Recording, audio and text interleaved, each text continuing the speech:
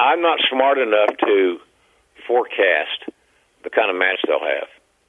I'm really not. I don't have that much. I don't have a crystal ball.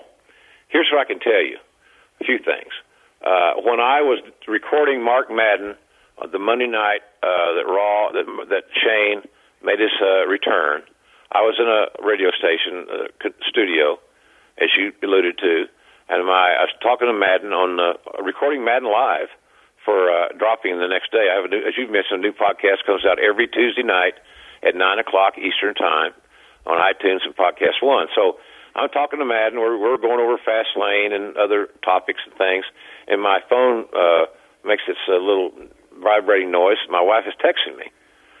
So, it might be to bring home milk and bread. Heck, I didn't know. So she said in capital letters, Shane O'Mac is back, exclamation point, point, point, point.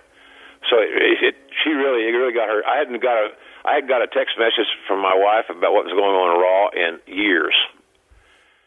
Secondly, going on the road this week, last week, to Vegas and to do the press conference for the fights, and being in airports, being in restaurants, being in a casino and a hotel after Raw, and when I got that black hat on, it's like I'm a walking meet and greet, seems like, which is cool.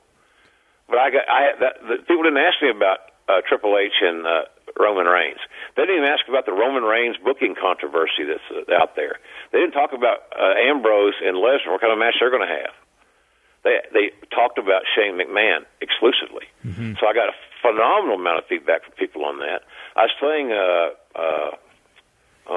what's the hell of the game? It's roulette. Yes. Mindless game, quite frankly. You pick your favorite numbers and sit there. I was playing roulette, and it's like people walking up to you and, what do you think about Shane McMahon coming back? Whatever. So it was everywhere. So I look at that and say, well, it's not a failure. It's a good thing. And the second thing I can tell you is that I know Shane very, very well since he's a teenager. I know Mark Calloway since he was, a masked man in Dallas, and coming to Mean Mark and WCW. Two guys I've known for well over 20 years, well over. I can tell you that they both have great passion. They will have a lot of input in how their match is structured, and I think that they, if you think it's going to be a Jack Briscoe, Dory Jr. Matt Classic, well, no.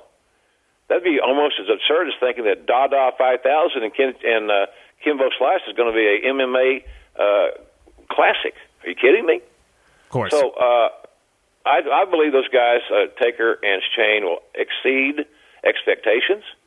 I think the match, you give me 15, 20 minutes, ring bell to bell, it's plenty of time.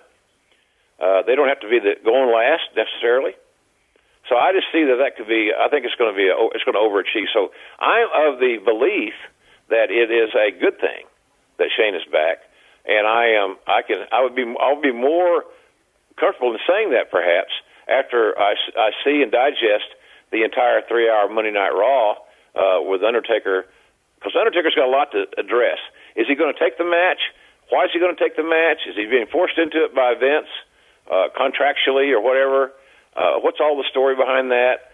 And certainly that booking, in my view, the way I would book it, has the opportunity to have multiple people involved, which I think is good and should be fun as the process is concerned. So right now, man, I'm of the belief it's a smart booking because so many people are talking about it, and nobody that talked to me about it in these airports or these places I was had a complaint about it.